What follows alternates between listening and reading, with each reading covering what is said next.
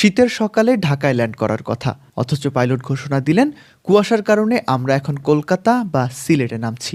গত কয়েকদিনেই ডজনখানেক ফ্লাইট এমন পরিস্থিতির শিকার হয়েছে। ঘন কুয়াশা, খারাপ আবহাওয়া কিংবা যান্ত্রিক ত্রুটিতে ফ্লাইট ডাইভার্ট হওয়া এখন নিত্যদিনের ঘটনা।